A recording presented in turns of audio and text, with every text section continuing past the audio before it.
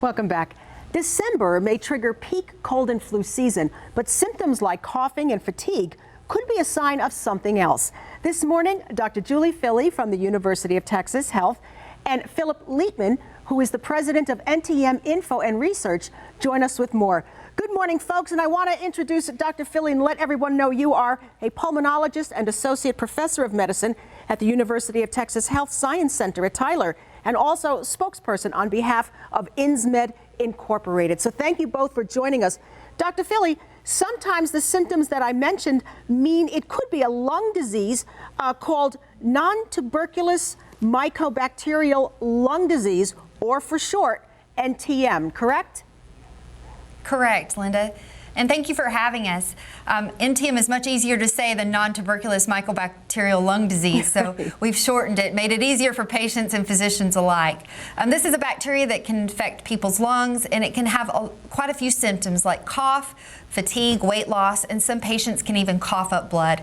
We understand that the numbers are on the rise, and we anticipate diagnosing at least 100,000 new cases just in 2018 alone. Dr. Filley, it does sound like so many other things. Can you test for this specifically? You can check for this specifically, and I'm glad you mentioned that because this can mimic other diseases. Many other diseases like bronchitis, COPD, asthma can also present with cough that won't go away. But when you have these types of symptoms, checking a simple sputum test for this type of bacteria may make the diagnosis.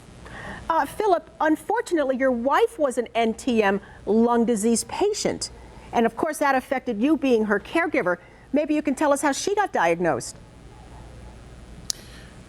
She was diagnosed after a number of years of recurrent cough and various other symptoms that Dr. Filley mentioned. Finally, somebody ordered the correct test and found that it was NTM.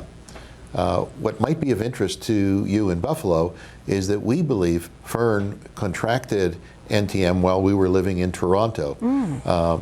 Took a lot of showers, was cold, and so we know this is everywhere. I'm so glad you brought that up. Dr. Filley, where are people most likely to be exposed to this? Well, this is a bacteria that lives in our environment. We're actually all exposed to it. Fortunately, it doesn't make the majority of us sick. But these bacteria live in our water supply. So they live in our shower heads, in tap water, in sink faucets, in hot tubs, in saunas. And they also live in soil. So things like common potting soil may harbor these types of bacteria. Can you tell us the treatment for this? Well, the treatment has to be tailored to each individual under the care of a physician that has experience with this type of lung disease. It's often a series of antibiotics, but it's different for each person, and there are other therapies that are important, like cleaning out the lungs from mucus and exercise. Once you have, you've been, let's say, compromised by another illness, is someone more likely to contract this? Yes, there are risk factors. So people with weakened immune systems and people with lung diseases that have already destroyed or affected parts of their lungs may be at risk to inhale this bacteria and for it to set up shop and cause types of symptoms. Well, thank you so much for sharing this with our viewers. NTM lung disease is what we're talking about this morning. We thank both Dr. Filley and Philip Lietman.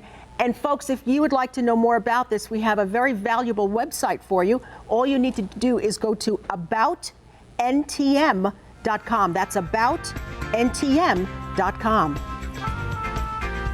Thank you for having us. Thank you.